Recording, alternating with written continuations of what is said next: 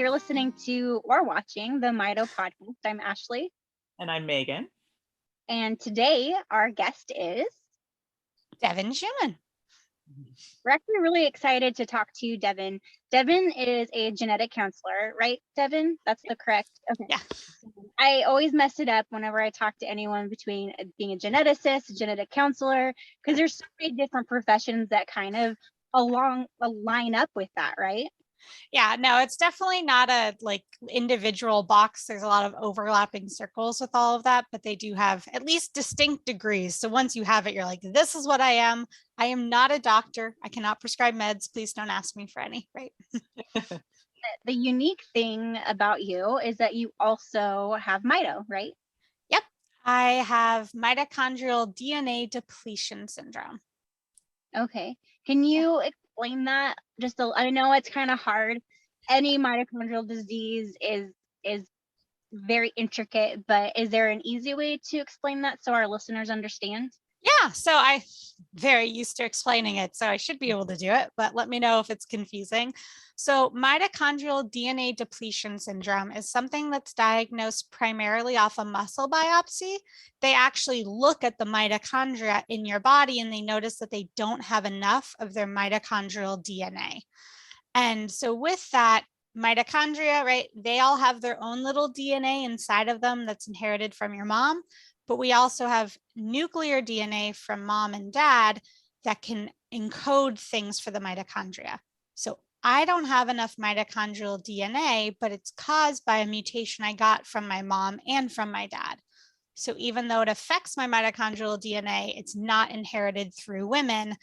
For example, me and my brother both have it. And if I were to have a kid, they'd all be carriers, but they shouldn't be affected unless I magically found a partner that also carries the exact same gene that's not working. So for me, the DNA is written out in 4 letters. The letter G, I don't have enough of it. I have like 20% when you should have 100%. So there's just not enough of the letters to write the DNA within the mitochondria. So I don't have enough of the DNA. Which then means the entire mitochondria doesn't work because it really relies on that DNA to make itself and function. How old? Sorry, you go ahead, Megan. That was a perfect explanation. That was so good. It's like not my first rodeo for that one, but I bet. But now I was diagnosed. So I didn't formally get diagnosed till after high school. So I had my muscle biopsy the summer after senior year because I put it off when I was in school. I didn't want to take off for it.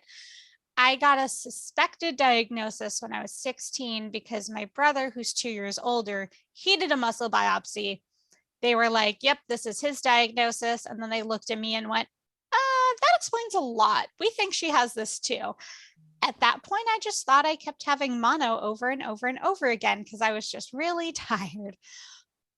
Turns out it wasn't mono, it was mito. But I joke that I was on the coattails of that diagnosis. I don't know if they would have figured it out if it was only me, but my brother's symptoms are more severe. So he was kind of the guinea pig for the diagnostic odyssey. So I always say I'm indebted to him. If he wants cake, I will buy him cake. Like he went through all of the pokes and prods and I just kind of came out the other end with an answer. But technically, my first symptom was when I was born.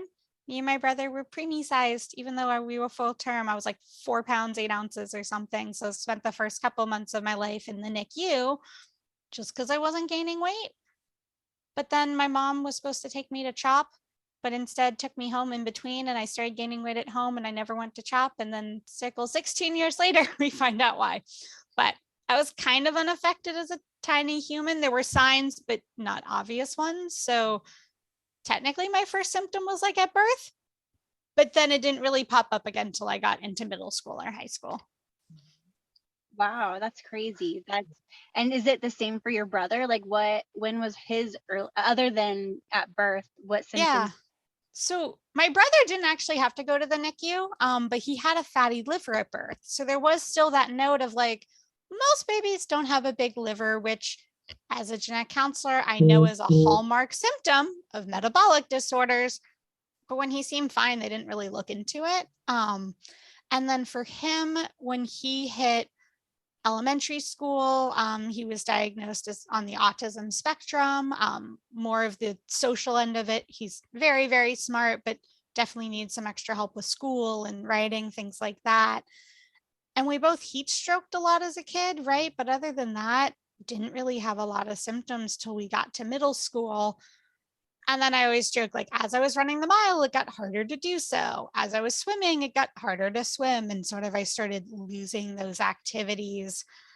And I think my junior year of high school, I missed 80 out of 180 days of school. So, like, definitely a red flag. Something was going on. But at the time, we just thought I was getting sick a lot because we didn't realize that we were immune compromised. So we just figured, oh, they get sick a lot. She has migraines. That's probably what's happening. Looking back, I realized I was also just very overdoing it with school and kind of causing myself to mito crash over and over and over again because I didn't realize I shouldn't do everything everyone else did. And oddly enough, it didn't always work out that way, that I could then go to school the next day. It'd be like, go to a school dance, miss 3 days of school because you're sleeping. Looking back, the signs are a lot more obvious than they were at the time. But for my brother, the key sign that kind of led to a biopsy was they gave him a medication for a different type of muscular dystrophy that they thought he had based on muscle weakness. And he had a very unique reaction to it. Muscles wasted away. And they were like, that doesn't happen. We need to do a muscle biopsy and figure out what was going on. So that's crazy. And it's interesting that you brought up that you just thought you were getting mono over and over again. I've never thought of that, but that makes perfect sense.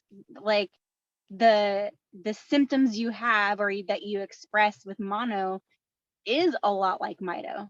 Well, not all mito, but different versions of mito. Well, and actually talking to, so I run in my free time a Mito group for teens and young adults. So it's called Mito Friends on Facebook. And we have like 500 members between the two groups. We have teens and 20s and then 20s through 40s.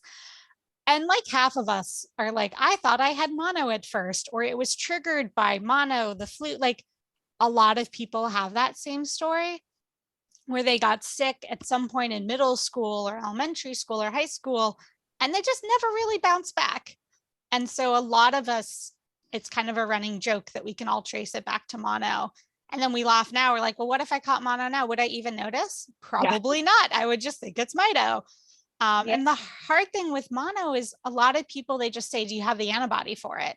So once you've had it once, you'll have that antibody for life. So for me, they just kept going, oh, you must have just gotten it again. Not quite how that works, but I understand why they were confused at the time. Yeah, that's crazy. That's really interesting. It's also hard though, because when do most kids get monotype stuff is middle school. And that's also when people are going through puberty or starting their periods, which is a major stress for the body.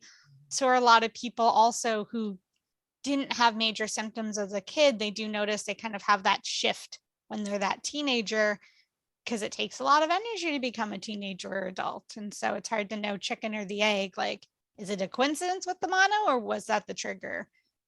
Who knows? Huh, that's crazy. I'm glad you brought that up because and now that you say it makes total sense. No one's ever said that before, but it does make a lot of sense.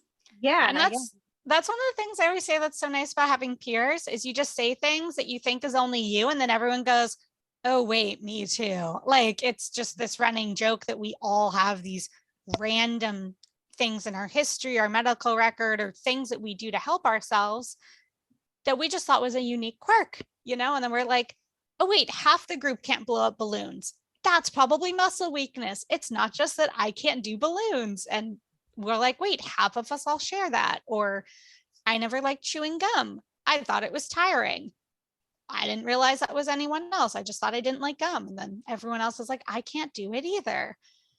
We always joke that like, there's just 1,000 things like that. So sometimes when we do Mito Zoom calls with the teens, we'll play the game of what's something you think is only you. And then everyone is like, that's me too, just to kind of bring out those stories. I'm really glad that you also just now brought up chewing gum. Yeah. Because you don't think of that, but it does take a lot of energy to continue. I mean, you don't think about it when you're doing it, but it takes a lot of energy to chew. Yeah.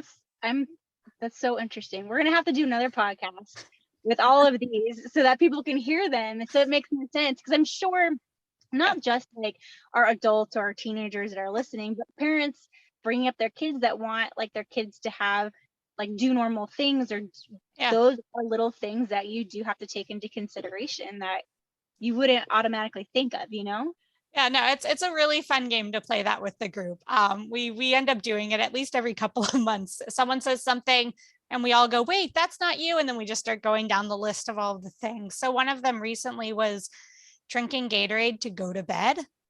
And everyone was like, why would you drink a sugar drink to go to bed? And like half of us on the call was like, sometimes if I just can't sleep, if I chug a thing of Gatorade, I conk right out. And a lot of us all said we did it. And like, I just thought I was the weirdo that put Gatorade by her bed some nights. And we just had this realization that maybe it has something to do with like, if you're low on energy, maybe your heart rate's up or your adrenaline's going or something. And so it's harder to sleep. Kind of like when you get overtired and then can't sleep. We're like, wait, maybe we're all just always overtired. We don't have an answer yet, but like half of us did it on the call. So it's definitely something. I wonder if it's because it's hard. It takes a lot of energy for your body to metabolize sugar and break it down. So maybe it tires you out a little bit while you're doing that. For me, like I noticed if I eat a snack too that's carbs, I'll fall right asleep. But if I eat like protein stuff, it doesn't have the same effect. And I don't know if it's the energy of that, right? Or is it just I was low on sugar, so I couldn't sleep? Huh. It's like which direction? Yeah, no, I agree with Megan. That's exactly what I was gonna say. Because you think about, and I don't know if maybe you get like, well, it would be different. Because when you give kids sugar, they get really hyper and then they crash. You see, but we all fall asleep before we get hyper. It's like right afterwards. But it makes sense because your body is metabolizing that. It's working harder to burn that. And so that would make sense to me. It's not something that I would ever think to do, but that's super interesting. Yeah, and it was just kind of a random thing we all noticed. It was that eating a snack before dinner sometimes helps too, but if we don't, like for me, I'll notice if I don't eat something right before bed, I'll wake up 3 hours later or 4. My body's out of energy and it needs something. But if I drink that Gatorade or eat a snack right beforehand, I don't wake up 3 hours later. So it's just like my body's like, I need one last bit of fuel to make it through the night, or some version of that. Yeah, that's super interesting. Yeah. So random things. So I'm glad that you gave us your backstory for you and for your brother a little bit. So is that what motivated you to become a genetic counselor, or is that kind of just how life flowed? So for me, I used to say I'd never seen a genetic counselor as part of my diagnostic odyssey. It's not true. I've just only seen one for like 5 minutes here, 5 minutes there. So it wasn't really like somebody I saw. They would pop in to do like a research consent or something like that. So I actually didn't know that genetic counseling was a profession because of Mito.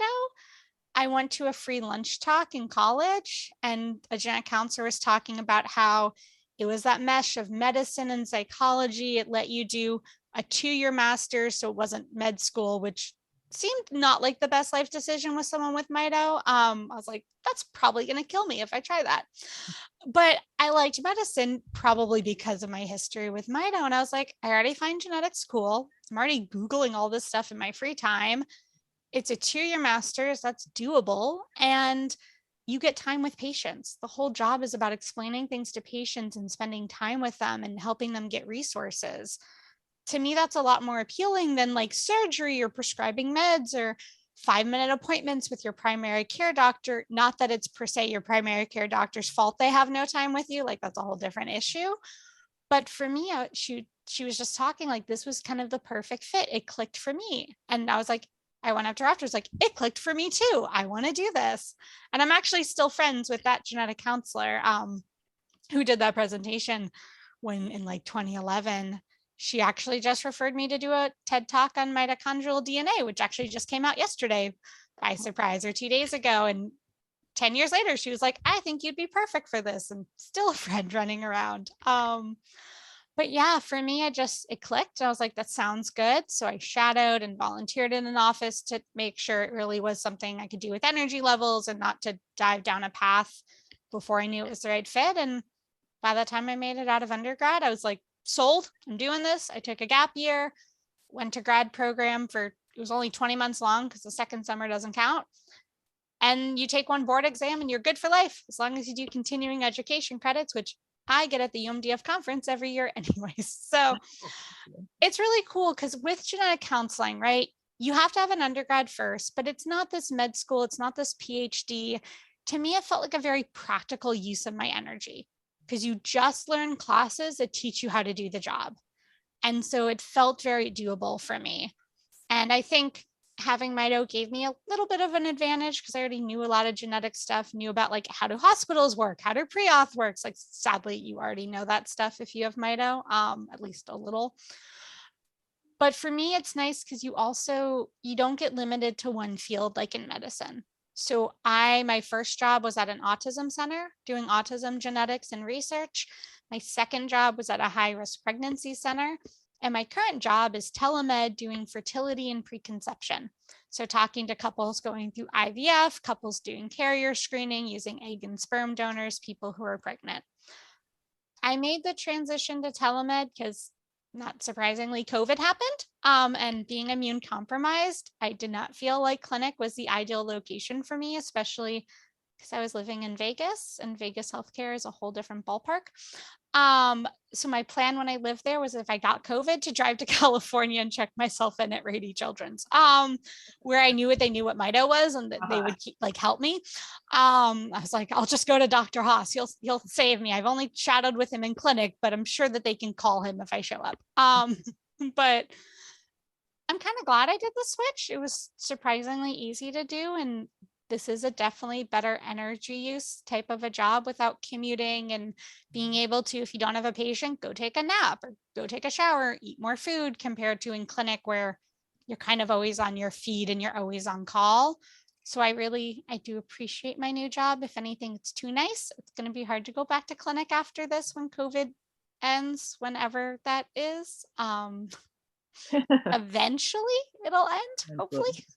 But for now, it's kind of a cool, fun job. And, I get to just meet people in their houses and cars and help them out where they are. And they don't have to take off of work often. They don't have to get childcare. So I think it's just great for patients on all ends. Like, it's good for us, but it's also really helpful for patients because having had taken off a lot of work to go to the doctor's office, it would have been really easy if I could have just shut my office door, done it, and then gone back to work, So it's fun. I love it. I love talking to people just because I get it, like usually if someone says something, I'm like, I know at least one friend who's in that same shoes. And not that I project, but I think it helps knowing like I've seen 100 people go through this kind of thing or talk to a bunch of people about, what do you do when you want to have another child, but your first child has Mito? How do you think about this? And so when patients are thinking about it, it's like, usually they don't say anything that's super surprising because usually somebody in the Mito world's already said it before that,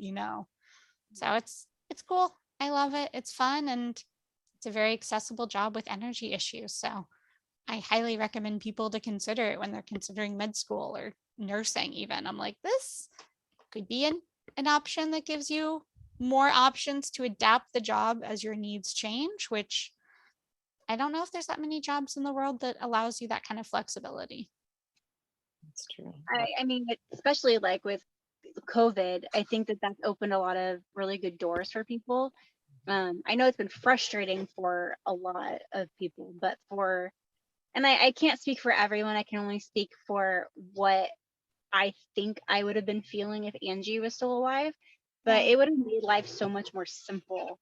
Like you said, spending hours and hours at doctor's offices and driving time and being stuck in traffic, and you don't get that time back. So I feel like the Zoom doctor visits and things like that are helpful for like a Mito community or Yeah.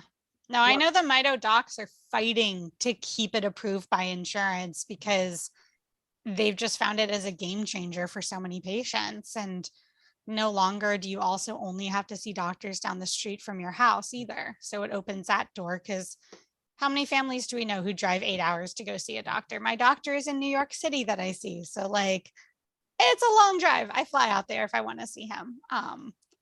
And that's not a one day, one afternoon project. No, that's what I was going to say. It definitely opens the door to being able to see doctors. I know my son was diagnosed with a Milan syndrome, and we don't have any specialists here in California. And Yeah. so we're able to make appointments with, people on the East Coast that do specialize in this. And Yeah. there are some laws that don't allow some doctors to see other patients out of state through telemed. So sometimes it's a little tricky, but Yeah. in general, I think it definitely opens the door for mainly people with rare diseases, because Yeah. there just aren't that many specialists all over. So it's definitely been a good thing. And even just thinking about people who are pregnant, I mean, if they have to go see their OBGYN, see a high risk center, see their own doctors, I mean, they're taking days, if not weeks, off for appointments. And if you need your paying job, that's a lot of money lost when pregnancy is not cheap to begin with, And so that's kind of like most people's quick dose of to like what we deal with all day long, right? And it kind of helps everybody. Of course, I did see a cardiologist on telemed, and I did have to do a lot of like acknowledging verbally that I know that cardiology can really only do so much on a computer. She was like, I can't look at your heart. I'm like, I fully acknowledge this. I'm just establishing care because I've moved. Like, there are obvious limitations. Mhm. Yeah, totally. But for a lot of appointments, you don't need a physical exam, depending on who you're seeing.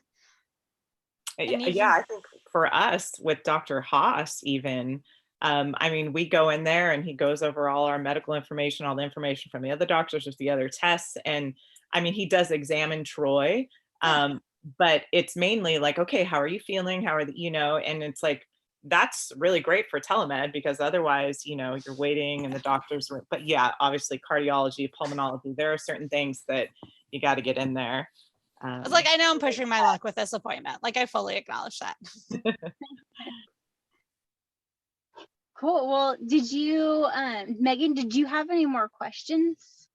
I was gonna ask, how having Mito kind of gives you a little bit of an edge with genetic counseling, but that was something you actually went through, because I think that's so important when you're seeing a doctor or a counselor or different things like that, and they have that experience. It just completely enriches, and they're so much more knowledgeable on so many things than someone who, has not gone through it or does not have a rare disease. I mean, you said you were doing IVF and patients with that kind of thing, and a lot of times people are going through that because they have a rare disorder in their family or something like that, and you having that experience is so important, and I'm sure it makes them feel so much better having those discussions with you.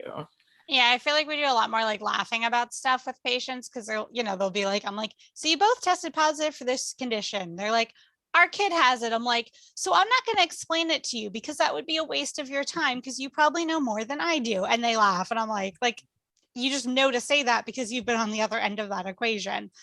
And like, for me, I think what's nice about it is, I mean, of course, do you tell every patient?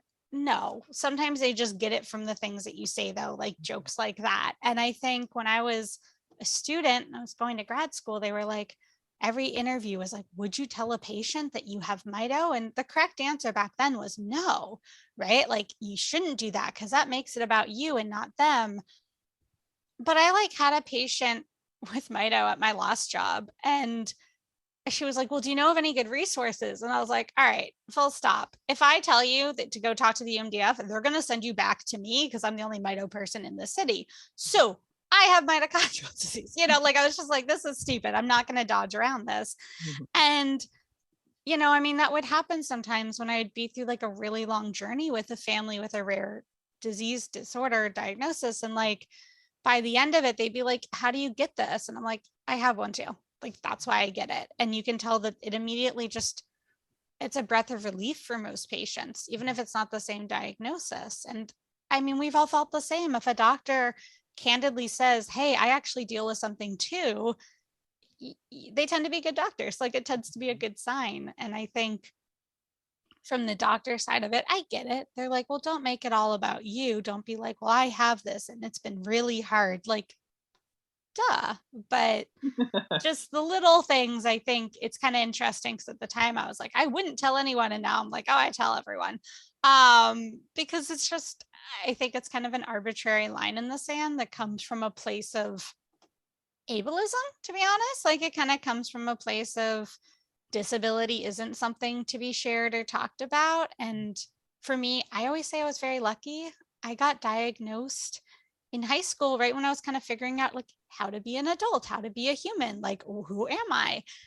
And so for me, when I went to college, I joined the disability community. So it was never like Mito is this diagnosis that sent me to the hospital. It's like Mito is this awesome community of friends. And I learned disability theory and I identify as disabled. I don't think it's a bad word. And like, I think for me, it put a different spin on it, on the diagnosis, that I think made a big difference and is part of the reason that when I went to my first conference and I met other people with it, I was like, oh, of course, we are staying in touch.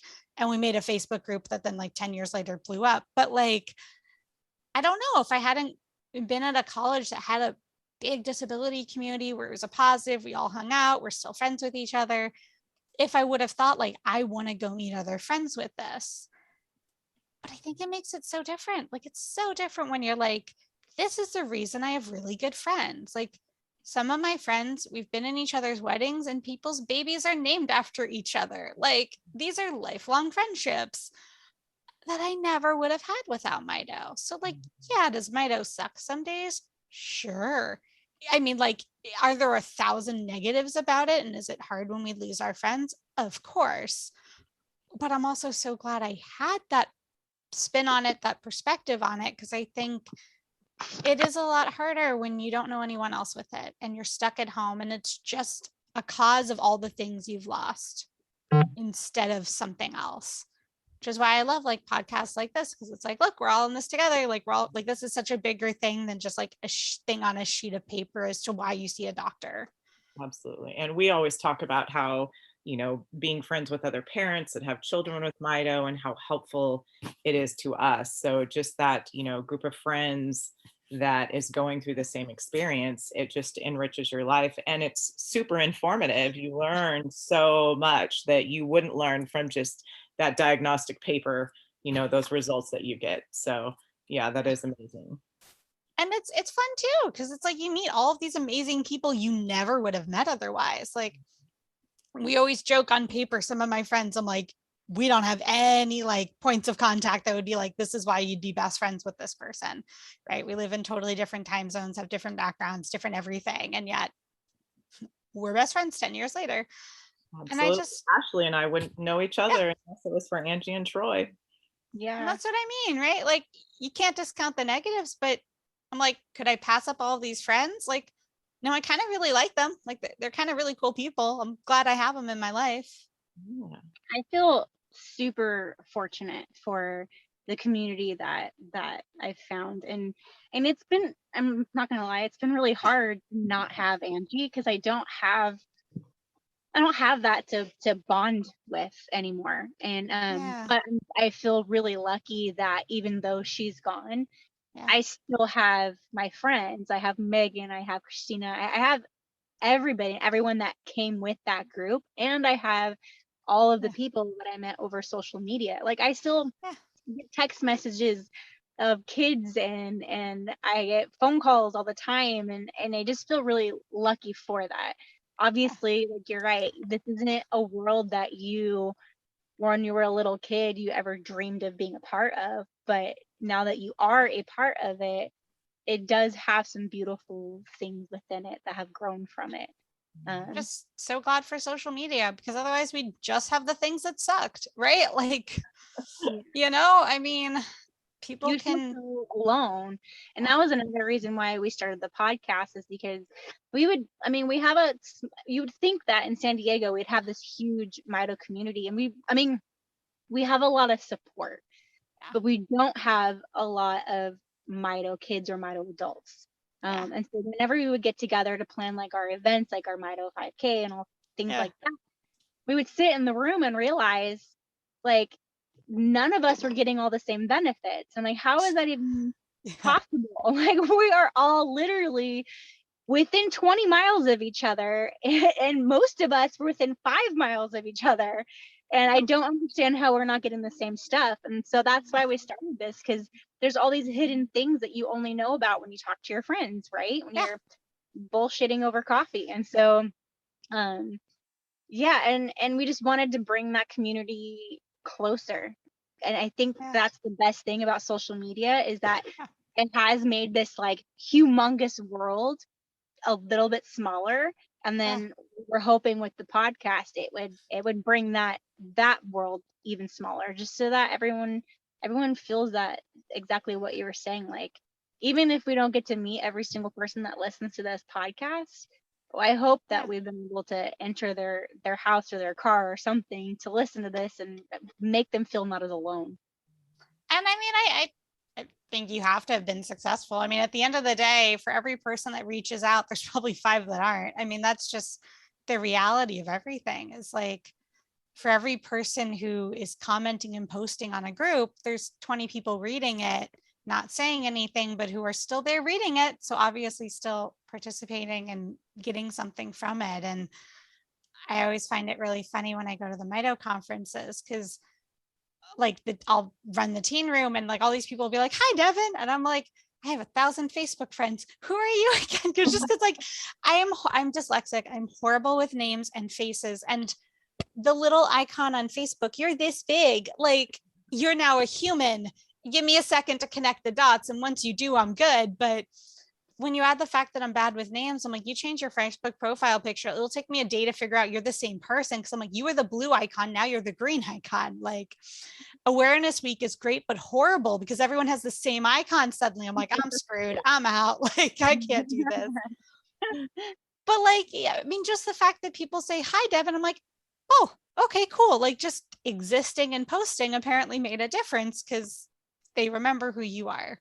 Yeah. And the cool thing about Teens with Mito is that, like, now I became a genetic counselor. So then I bring that back. My one friend's in law school. So now she brings that back. We're like, all right, what's the deal with this new law? She's like, let me call my boss, and we have physical therapists, we have nurse practitioners, doctor, like, it's becoming a world where there are a lot of people who've done stuff who can then bring it back. And the same goes for parents, right? Like, when you just happen to get a parent who's a disability lawyer and their kid's diagnosed, you're like, perfect, we have a new resource, right? And not that that's the purpose of getting diagnosed, but No, it's, you do find that at all the conferences though. It's like you're seeing more and more parents giving the talks because, having lived it and having the life they had by coincidence before this, we're kind of our own best resources, like you said. And more you're seeing parents giving the talks at these conferences, and not just a doctor. It's a parent saying, this is how you maneuver the system, because they know better than the doctor does usually. Yeah.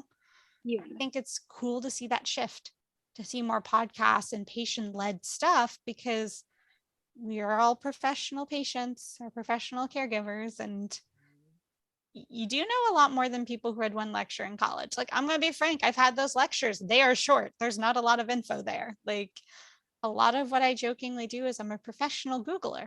I know how to look up my patients' conditions to help teach them about it, but that doesn't mean I know what all of them are off the top of my head. So I definitely don't know more than my patients do if they have one of these. Like, of course I don't. And hopefully med's moving in that direction where all doctors are starting to admit that too, though I think it's a little slower than the genetic counselors admitting it, but I may be biased. No, I think you're right. Well, Hopefully. do you have anything that you would like to add, or any advice that you have for our listeners? So, I mean, I always say, like, go on social media. It's not a scary place, but I always also have a warning for it, which is like, take into account who's posting, right? I mean, the hard part is, for a lot of us, we feel the need to post when we're having our hardest days, or when we're up at 2 a.m., or when something new pops up and it's scary and we have a lot on our plate. And so I think it can also be hard for new people joining a social media group or anything, Twitter, anything at all. You tend to see a lot of people at their worst, and it can make you scared and not want to connect, because you join a group and you just see everyone complaining and you're like, this is not what I want. But in that group are also people who are going through things similar to you, or might not be having the worst day. And I I try to get our group to post the fun stuff too, because I think it does help. And I'll admit my other soapbox for social media is cite your sources. In our group, I jokingly say it's because a lot of people are students, right? High schoolers, college, right? Like we all like to cite our sources a lot in our groups. So if I'm going to tell you like, hey, that gene's probably not your answer, I'm going to send you a link as to why I say that. I kind of wish that the adult groups had more of that. And to be honest, I think there's a lot of fake information going around, and that does make it hard too when you're looking into stuff to kind of how do you sort through it. So I'm the big proponent of, if I'm going to say like this gene probably isn't your answer because it's autosomal recessive and you only have one mutation, I'm going to try to like explain it all or send you a link being like, this is where it says that, so that you can help. So that's always my soapbox for anyone on social media, is like, say why you think it. And it's fine if you say my doctor told me, like that's a valid source or in my experience. But I think sadly there's a lot of people arguing over stuff that sometimes there isn't a source. There's not, no one's talking about why they think it, and they're just kind of going in circles. And I think that can also make it hard for new people joining. When you see those spirals happening, you're like, oh, I don't know if this is the right group. And sometimes it's hard to stick it out and get to the part where you're making long-term friends with people and all of that. Yeah. I think it's important when you go onto social media to treat it as you're a researcher. I mean, you already know as if you are the person with Mito, or if you're a parent or someone, a loved one, you need to go into it thinking of it that way, because you are already becoming that person, right? Even if it's on Google. I mean, there's going to be false information all over the place. It's the internet. It's at your fingertips. Like you have to do your research. Don't, and usually like when I would go on social media, if I asked a question or if I had a question, I didn't ask it, I would read through all of the comments and I would see like what has come up multiple times by different people. Let's use like the cocktail for an example. Yeah, right. Everyone's going to be different. There's no right or wrong answer. So you would go through it and saying, okay, this is the commonality between what vitamin this person's using. So definitely I agree with you. And it is a scary place. It really is, especially something like this, because you're learning. Everyone is learning about their disease. And you also have to remember, no matter what, if you're on social media and you're trying to figure out whatever disease dysfunction, whatever is affecting you, that every single person is going to be different. Yes. So there's no cookie cutter. Just because it worked for someone does not mean it's going to work for somebody else. And that's okay, but you need to do your trial and error. And if you are offended or if you don't like something, it doesn't mean that you have to comment. It doesn't mean that you have to get on your own soapbox. Like you can leave things alone. And I always use me as the example. Me and my brother, on paper, have very different symptoms. We have the same 2 mutations. We're supposed to be identical, and we are not even close. Like we have very little overlap. I have to say, I feel really, really lucky and fortunate that I never had a bad experience. Let me take that back. I had one bad experience on social media, but it was on a GTube group, and it was like devastating, but I got over that because the woman that was making the remarks had no idea what she was talking about, and she was just an internet troll, and you have to be able to understand that and recognize that. But overall, my experience was great, and I've had a lot of great suggestions while Angie was alive. And the way I always put it is, people are people, right? Like just because you share a diagnosis doesn't mean they're going to be your best friend, or that they know what they're talking about. And doctors are people too. Like they also have bad days and slip up and say things wrong. And I am the first, maybe having been a patient as a provider, to admit when I'm wrong, to call someone back and be like, I totally misspoke. And I think I probably do that because I've been a patient. So I'm like, you can't not follow up on that. But everyone has an off day, and I think it's easy to also see a lot of animosity towards providers on those groups as well. And my life approach is emotion validation. Every emotion is valid. It comes from a valid place. Doesn't always mean what you do with it is appropriate or okay, right? But usually if someone's angry at somebody, even if it seems misguided, like the anger is coming from a real place, you know, but I think we don't always think about that for our doctors is, you know, just because the doctor didn't meet us where we needed them to, unless they just full on insult you, right? Like maybe it's just people who didn't mesh and not this healthcare provider who has failed me, as much as it feels that way sometimes after you've seen a lot of them. And I've had the exception to the rule, like a doctor who told me that genetics wasn't real. And I was like, so to follow up on that, I'm in your at your grad school for genetics. So it's cute that you say that, but I'm going to disagree. Like there's always the exception story, right? But I think, you know, it's something I always try to remind people in my group of like, I might love my doctor and he might be not the right fit for you. And that's okay. Unless a doctor does something unethical, I wouldn't say don't go see them. Yeah. Because we all need very different things on any given day. Yeah. Well, Devin, thank you so much for joining us on the podcast today. We really appreciate being able to talk to you and hearing your story and all about genetic counseling, how you got there. Thank you all also for listening to us today. This is the Mito podcast. If you have any questions or if you have any suggestions for future podcasts, you can find us at mitopodcast@gmail.com. You can find us on Facebook, Instagram, YouTube, and you can find our podcast on Spotify, mitopodcast.com. And there's probably one more, but I don't remember what it is. You've got your bases covered there. I love it. You can find us. My Facebook group is only on Facebook, so we're not that helpful, but it's Mito Friends for teens and young adults. You can look us up too. Tell us too, Devin, what your TED Talk is called. Oh, yeah. I didn't actually pick the name of it, so I'm going to caveat the title with that. It's called The Genes You Don't Inherit from Your Parents. Ooh. But you do inherit mitochondrial DNA from your mom. So like I was not consulted on that. But like half the comments on YouTube are that title's wrong. And I'm like, I know, but it's just a little animated clip about mitochondrial DNA and how it works and stuff. So it was really fun to do. It was a good moment. To watch it. Yeah. I love TED Talks. That's like my bucket list. I want to do a TED Talk someday. I don't know. The TED educational video ones, anyone can be a topic expert. So if you have a topic you're passionate about, like if you can write a 650 word script, like they might just go for it. That's how I did it. Like it was just a fun topic you know a lot about. Awesome. Well, thank you again. We appreciate it. Yes. It was really nice to meet you guys. Nice to meet you as well.